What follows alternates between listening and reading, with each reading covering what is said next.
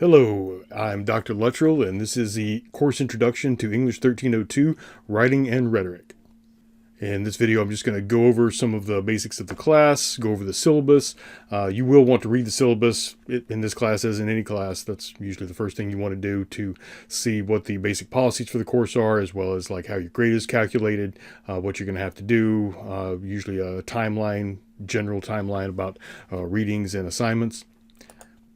You can find the syllabus in the syllabus section on the Canvas, on the course's Canvas page. The first thing it's going to list is my name, contact information, where my office is, and that sort of thing. You should see there my Zoom phone number, which is just like a regular phone number, except it'll contact me on Zoom. There should also be a bookings listing, so if you need to sign up for an office visit or even a virtual office visit, that will at least put you on my schedule so that I know that I don't have another student meeting with me at the same time or another meeting or something like that. If that's not working, you can still give me an email, let me know, given what my office hours, look and see what my office hours are and see if there's a time in there that you can meet if you want to meet, and then let me know that you're coming at that time so there's not a conflict. Down below my contact information, you'll see the course requirements. If you are enrolled in the class, you should be able to access the class's Canvas shell, the module for this class. You're going to need a computer with a camera equipped, whether it's a external camera that's attached by a USB cord or something, or built in, doesn't really matter. But you're going to have to use the Respondus monitor, which I'll get into a little bit later when I talk about quizzes and writing assignments. But whenever you do a quiz in the class and whenever you do one of the essay exams, you're going to have that Respondus monitor using your camera to look at you while you are typing in your answers and that sort of thing. You'll see the link for support for Respondus, especially the first time you get it set up. You're going to want to be sure that your computer is able to run it, it's able to work with your browser, and it's able to connect to your camera. If you have any problems with any of that kind of thing, you can check the Respondus support page. You can check with our own TAMU-CC information technology department, or you can contact me. I also have to seek help with these kinds of things, so I might not be the best source for technical advice, but I can at least sort of figure out who to contact. And then if you need some extra time to get things set up, you can definitely let me know.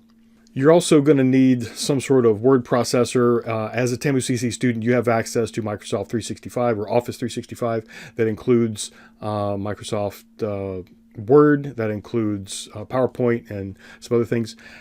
You won't be writing essays and saving them as Microsoft documents or PDFs or anything like that, but you will want to have that at least available when you are drafting some of your short writing assignments that you will turn in throughout the semester. Your grade distribution is going to look like this. 30% of your final grade is going to come from your quiz grades. There are going to be several short writing assignments that are going to be approximately like 1 to 2 pages, and those are all together going to be worth 20% of your grade. There's going to be a peer review component to those, and that grade is 10% of your final grade, and these are in response to the same assignments, the short writing assignments, but those are going to be exchanged. You are going to review 2 of your peers for each one of these assignments after they complete that, and 2 of your peers are going to respond to yours. These are just making comments, trying to sort of facilitate a conversation, trying to give advice, trying to help your peers figure out what they might be missing before they then later use these writing assignments to inform their main writing projects. So just to make sure everybody's doing that and taking it seriously, this is a separate part of your grade from the short writing assignment itself. Then 40% of your grade is going to come from 2 major writing assignments. That is your midterm essay and final essay. And you're going to see these later described as essay exams because of the format in which you will be writing those essays. Now, the design of the course, I'm going to go over after I go over the individual components, but it's set up to walk us through the whole essay process, which is not just as I've gone over in another video, an essay is not just a paper. It's not just a particular piece of writing. Its goal is not primarily to report information. It's not primarily to persuade someone of something.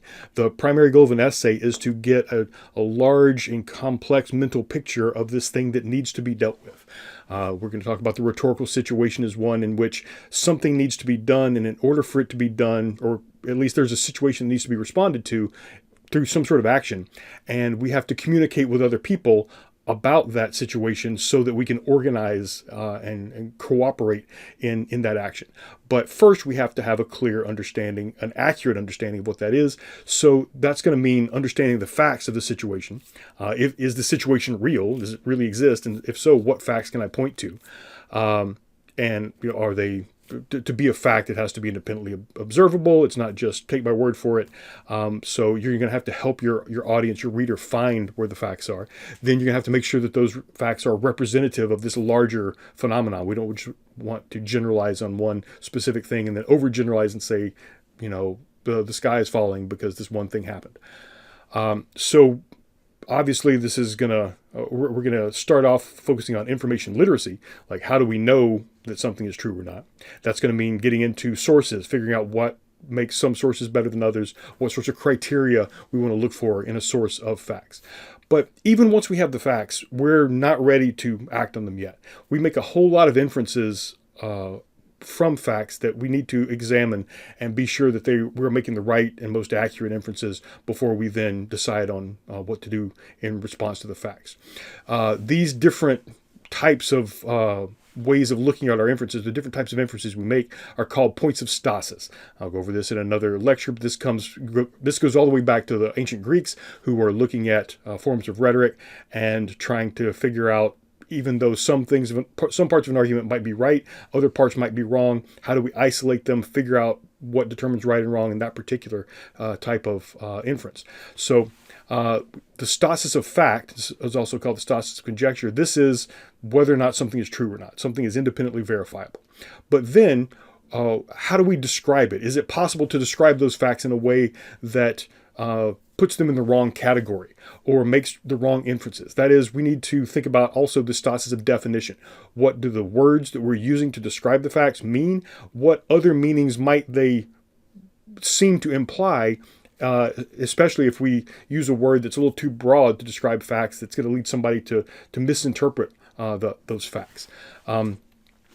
But also we want to really have in mind like how we're conceiving of these facts, what they're part of, what larger phenomenon they're part of. That is like the schema that we're going to apply to those facts, how we imagine this thing is working. Then we're going to have to use different criteria to look at questions of cause and effect. Just because certain facts occur with certain other facts, it doesn't mean that one fact caused the other. You'll hear, especially in science classes, that correlation does not prove causation. Just because two things happen at the same time or one after the other doesn't mean one caused the other. And even if one thing is a causal factor, it might not be the only causal factor. There's a sufficient cause where one thing is enough to cause an effect, but then there are necessary causes which have to be in place, but then they have to be accompanied by other things. So we're going to look at the criteria before we can say one thing actually causes the other. Then that's a different point of stasis than the value. Okay, even if we can prove one thing does cause the other, is the new situation better or worse than the other situation? If we are trying to get a particular benefit, we're usually going to have to pay some sort of cost, even if it's an opportunity cost. By pursuing one thing, we're actually not pursuing another thing. And we need to actually stop and think, well, is this outcome actually worth the cost that we're going to pay for it?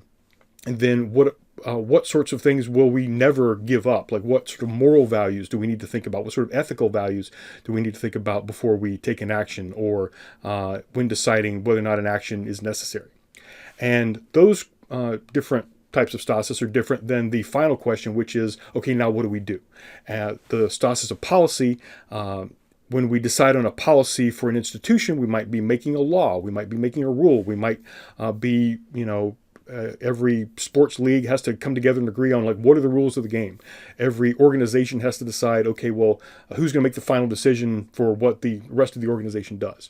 That's true for groups. It's also true for individuals. There are individual actions we can take, and we might stop and put this much thought into a single action, but single actions lead to single results. If we want a sort of long-term goal when it comes to like being healthy or getting good grades and getting the most out of your university education, there's no one individual action that's going to bring those about. We have to set these habits, we have to set these individual policies for ourselves, and we have to maintain them over time in the face of distractions and other commitments and requirements and that sort of thing.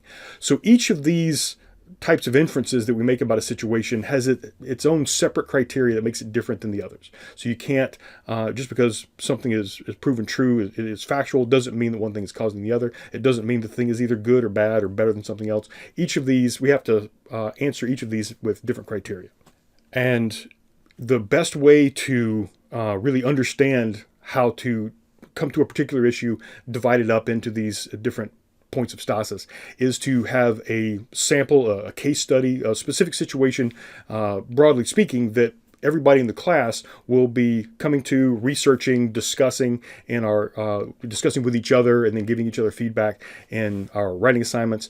And so each semester we will have a particular case study, a particular large-scale issue that you individually as a student will decide, okay, within this issue there is this one thing I'm interested in, and that's the thing I'm going to focus on, or maybe this one question. Or if our case study is about a problem, then everybody's going to have a different strategy as to how to either solve the problem, or maybe it's a problem that's too big to solve, but we can mitigate the negative consequences of the problem, or we can start to take steps to improve things. Or it might just be something that individually we have to decide how to, what to do individually in response to this thing. But that's going to be up to you, exactly like what solution you come up with or what action you come up with, whether it's at the group level, the societal level, the organizational level, or the individual level. When we start doing the readings on the larger issue, start thinking, okay, well, what am I going to do in response to this? Or do I think I need to do anything? Or what advice could I give to other students or other people like me as to how to respond to this sort of situation? Start thinking about that from the very beginning, because once you decide what you want to say about it, then that's going to help focus your research, your writing in the individual writing assignments, and those will build up to the longer writing assignments at midterm and at in the finals. So week 1 is going to be focusing on the case study, the situation that we will be studying throughout the rest of the semester. And then in week 2, we'll start to get into questions of critical thinking as opposed to motivated reasoning, the criteria for beginning research and that sort of thing. Now, as I said, 30% of your final grade is going to come from quizzes. Quizzes are going to primarily look to see if you're learning the conceptual information. I just went over several concepts when I talked about the different points of stasis. You're going to need to be able to identify those. All of the readings, all of the video lectures are going to be focused on these larger concepts that you bring to any critical analysis, and especially when you're going to put that critical analysis into writing. So the quizzes are going to be looking to see that you've grasp these concepts, that you are competent to use them before you start using them in writing. First of all, that you can just identify them. The quizzes should be relatively easy if you've done the readings that are assigned for that week, and you've watched the video lectures, and you've taken notes on both. So a lot of research has shown that students who take notes in writing, like on a paper notebook, do much better on quizzes than people who take notes on a laptop. You might think, well, I can write much more on a laptop. I can type a lot faster than I can write with a pencil or pen. And that's true, but that's actually why people do better when they write it out with a pen. You've got to think about what's being said, what you're looking at. Then you've got to process that mentally and before you can write it, because you don't have time to write every single syllable that I say or that you read. You'll end up just rewriting the entire article that you read. So thinking about it as you're first reading it or listening to it is part of what's going to make it stay with you.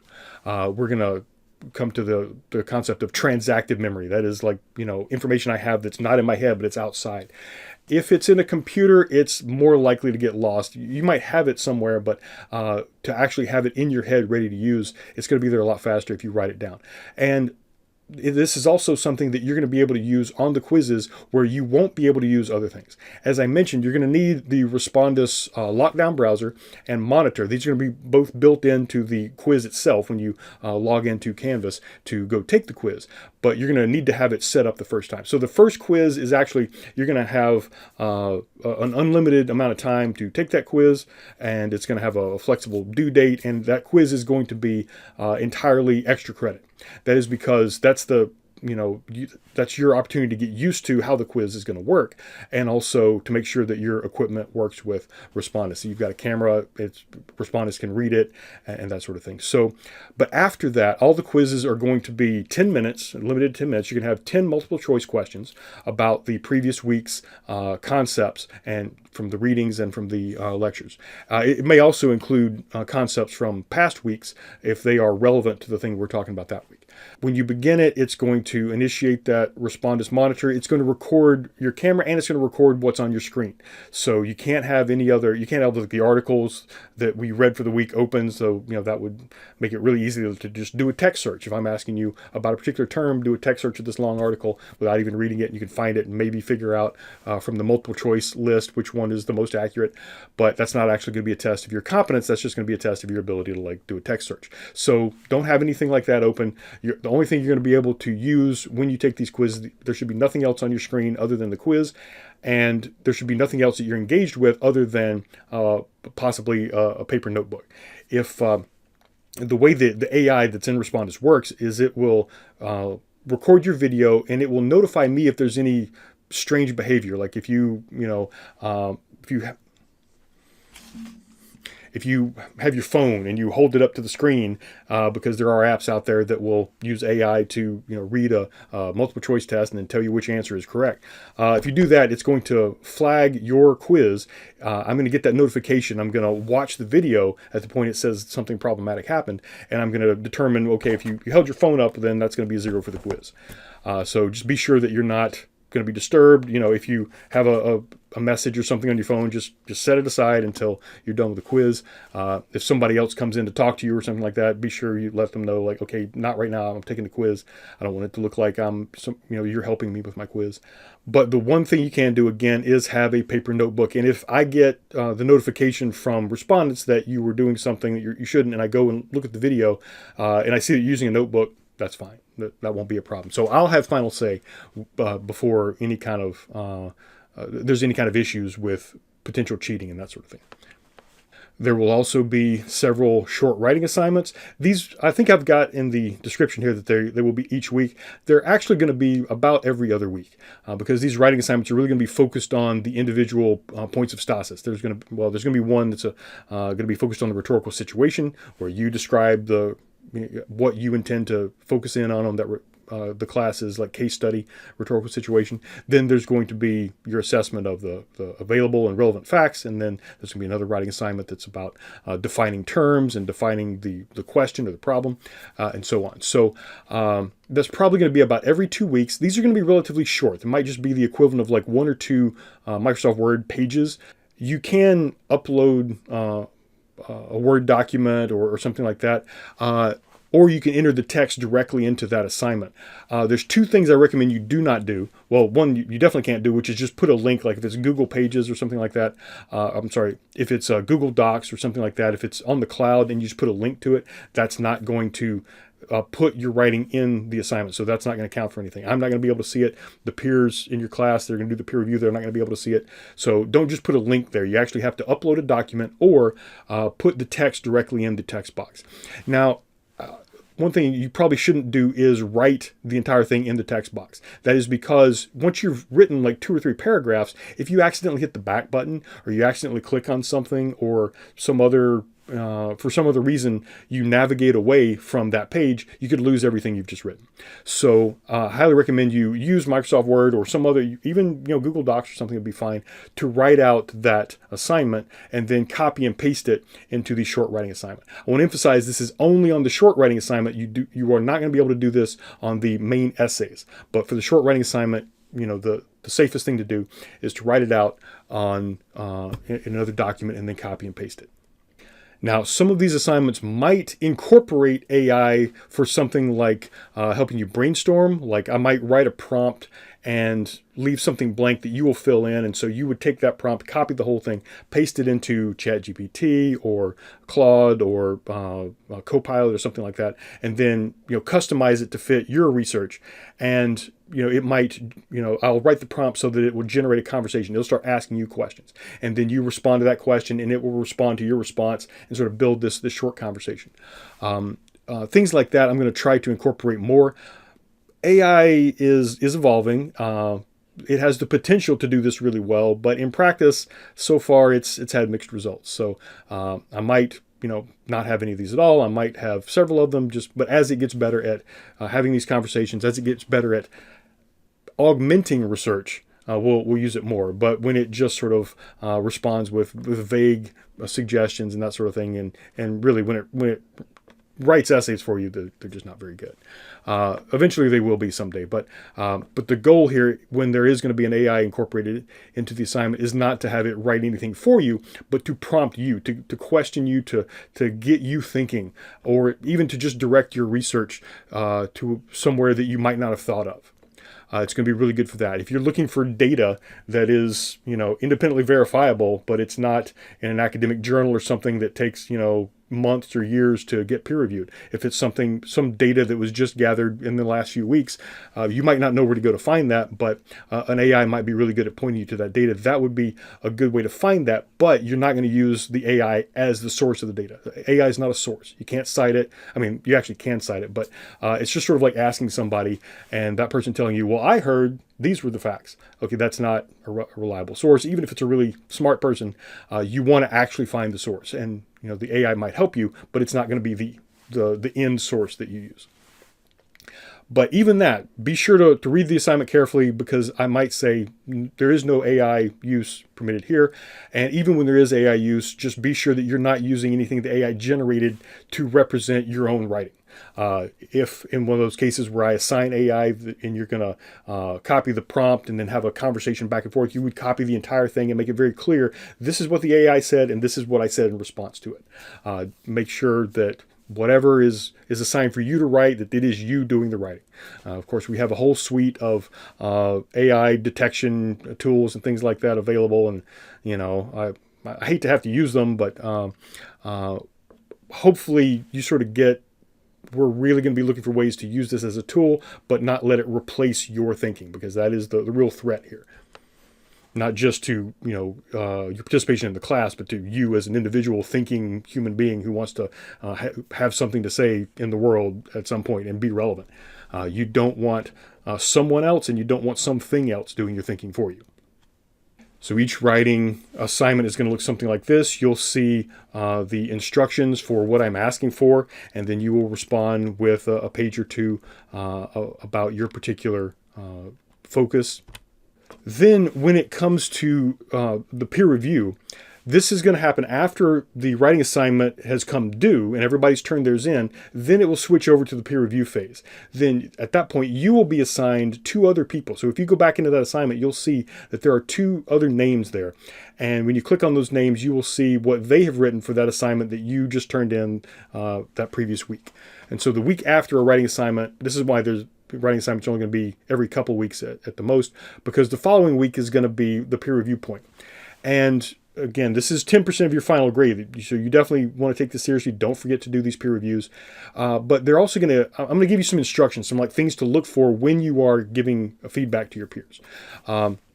You can treat this as conversation, just like in any conversation, you hear somebody say something, some of it's really interesting, and you say, oh, that's really interesting. You should really, explain that more. But they might be a little bit off base. There might be something that they clearly don't know about that you might need to bring their attention.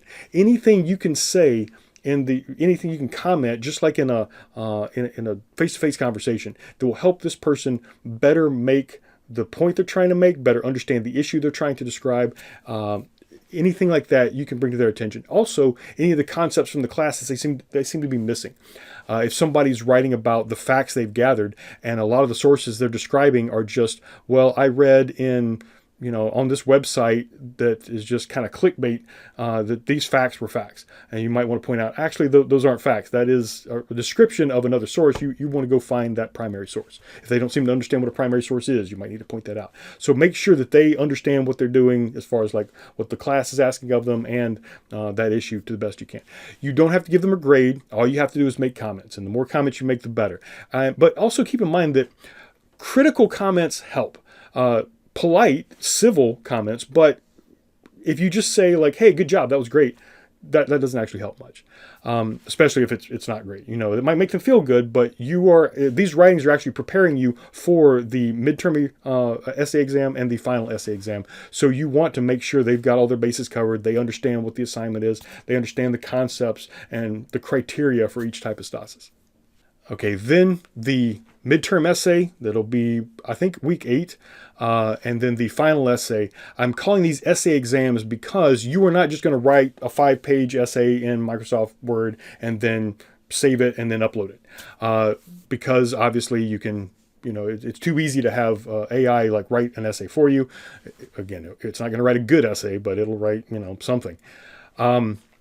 But to make sure that we're all actually doing our own work, you're going to do this like an exam. So when you're ready, you're going to have, block out like an hour or two that you can sit down at your computer and write out the different components of this essay, a paragraph at a time. And if that sounds like a lot, this is going to build directly on what you've already written in your short writing assignments. So if you've got those short writing assignments right there, you're going to be able to look at those. You'll see here that you will have to be logged in through Respondus Monitor. I am going to be monitoring whatever else is on your screen. Your camera is going to be on, but you'll be able to use more than just a paper notebook here. You're going to be able to go back to your sources if you need to. You're going to be able to use Google. I prefer Google Scholar, but sometimes if it's something up to the minute, whatever sort of source you need to use for information, as long as it's published and citable. You cannot go to ChatGPT, and if you do go to Google, obviously if you click over on the AI responses as opposed to like the all, you're not going to be able to use that. So I'm going to be watching on the Respondus Monitor, and it is set up to where if you're using Google and then you have like the long AI description response, it will alert me and I'll take a look at it. But you're definitely not going to want to like use any of that information, copy and paste, that sort of thing. But you can copy and paste what you have already written in the short writing assignments. You can quote your sources as long as you then cite those sources. But this is where the actual essay part resembles it. It's a different format, using this app this way. But you just want to be sure that your writing is your writing. Anything that's not your writing, you want to be able to cite it. And even though it's technically like format-wise, it's possible to cite AI sources. Those aren't really sources. That is not something that's a stable thing that your reader could then follow up on and look at. It's no different than just asking somebody that's standing nearby, like, hey, what do you think about this? Whatever they have to say about that is probably helpful to you, but it's only going to be helpful if it's a way for you to find something more reliable. So again, you'll have to use Respondus Monitor. It will not be a lockdown browser, but it will be monitoring your screen, and you will have the camera on you, and you will have to write the entire essay in that sitting. Now, this will be guided. You won't have to write the entire 5 pages worth of essay like the old-fashioned kind of essays. I'm also not going to be grading for the really strict things like grammar and paragraph organization and that sort of thing. I'm hoping you've had enough training of that up through high school. What we're looking at here is the different components, remembering the different criteria for different types of stasis, to see that you're addressing each of those specific criteria in this writing. So the essay is going to look like a sort of essay question quiz.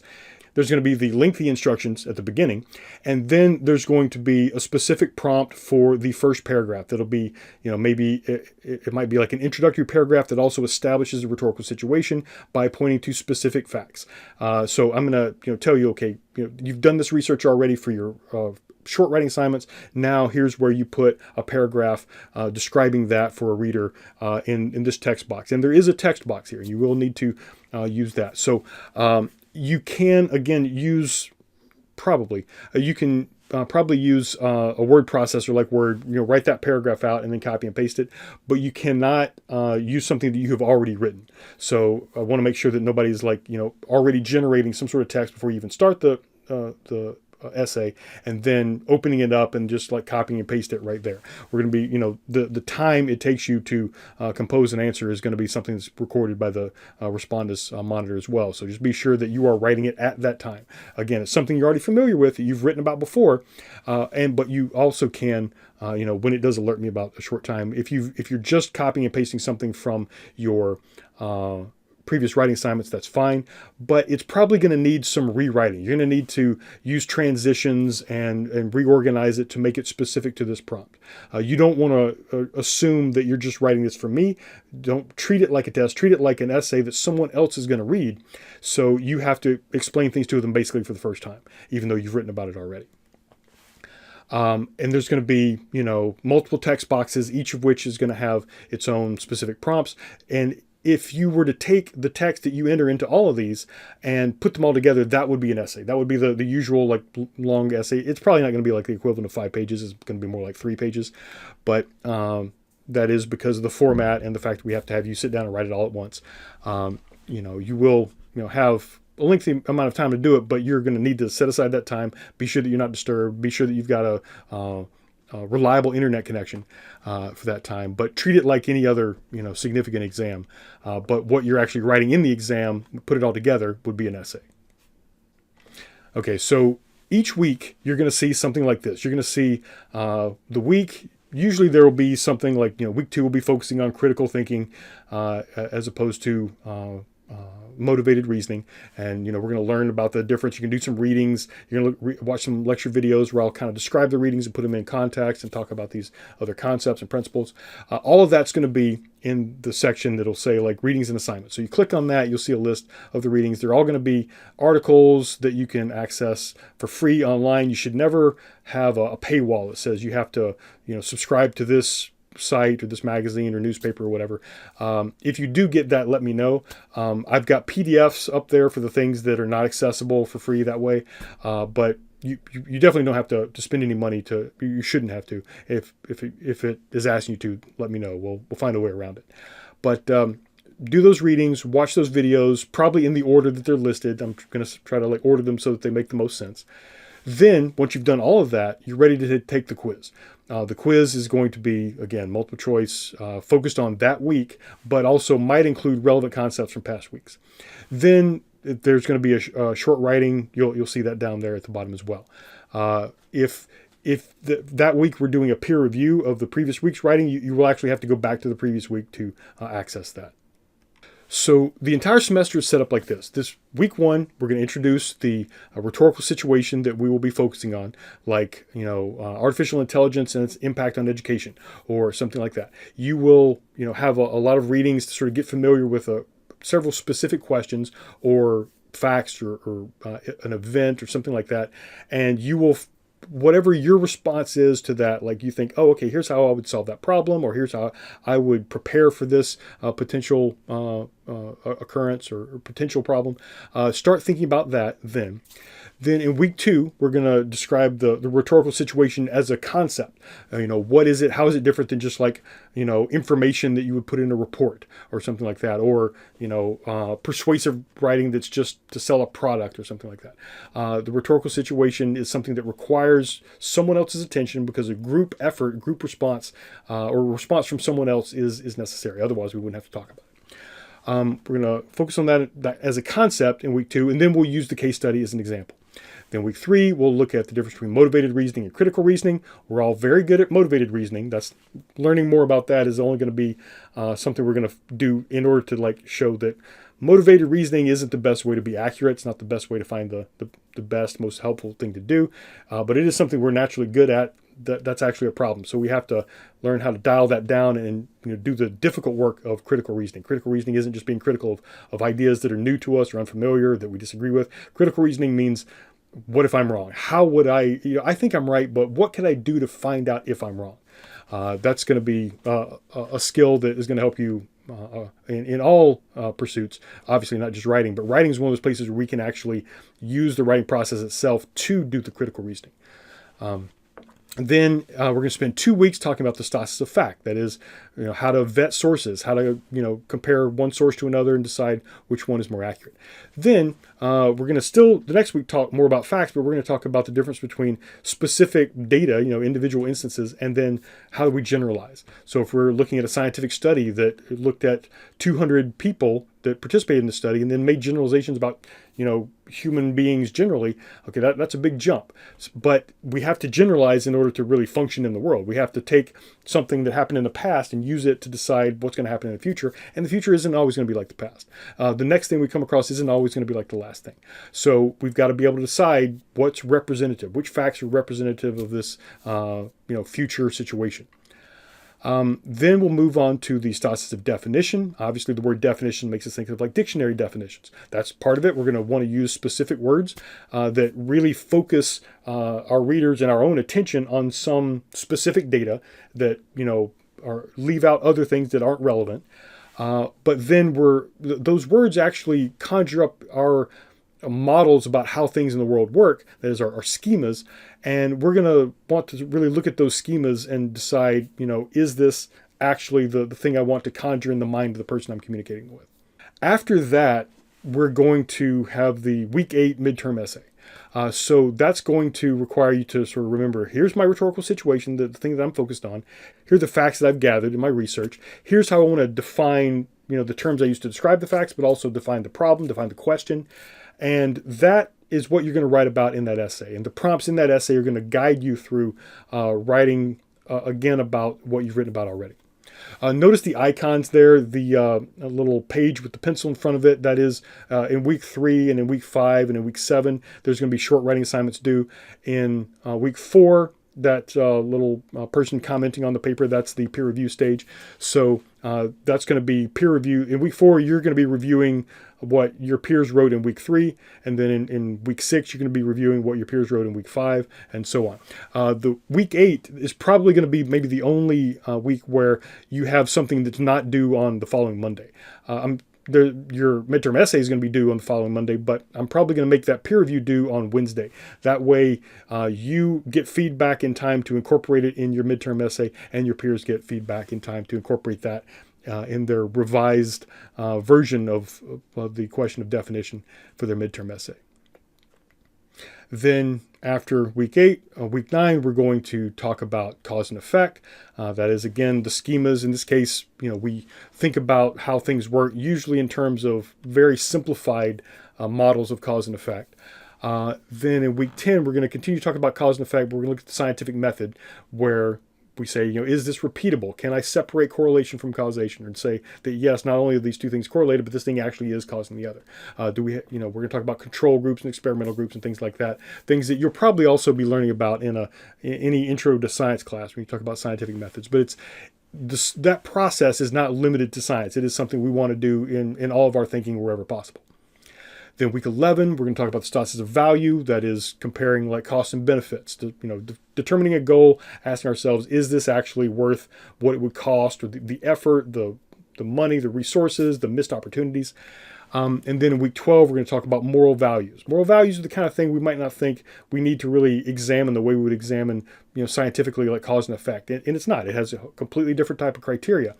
But if we're going to communicate with people that don't feel this moral compulsion the way we do, we're going to have to be able to put that feeling into words. We might just know this thing is right and no one would ever sacrifice this in order to get this benefit.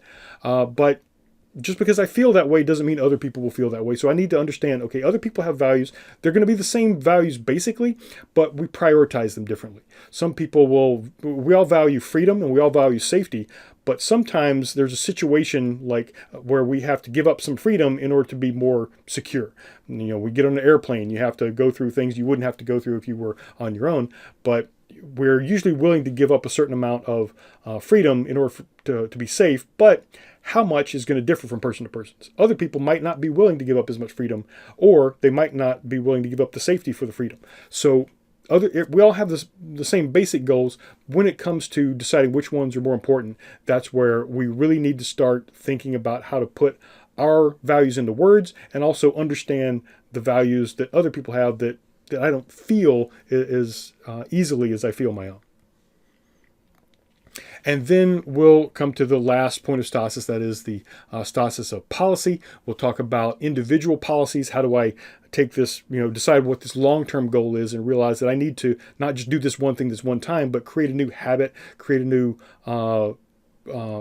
protocol, a new schedule, and stick to this thing over a long period of time. That's going to take a lot of planning, coordination and it's really something we can only do once we've already established what the facts are, how we're defining the situation, what will cause what thing I do now is going to have this effect later. Once I establish all that, then I'm ready to sort of put together my individual policy. Or I might be saying, okay, here's a policy that's worked for me, or something I've done this way, and I'm recommending it for somebody else.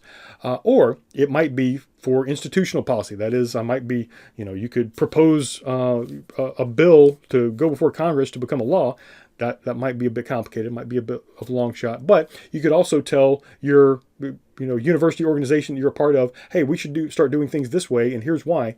But institutional policies, like individual policies, are going to take some foresight. They're going to take some planning, and they're going to take some convincing, because to get people to adopt a policy that they're going to have to then practice is going to take a lot of communication, a lot of understanding. Week 15 is usually going to be a half week, if that, and we're just going to work on drafting. I'll give you like a writing assignment that'll help you take all these points of stasis and get ready to do the final essay. And then during finals week, that's when the final essay will be available.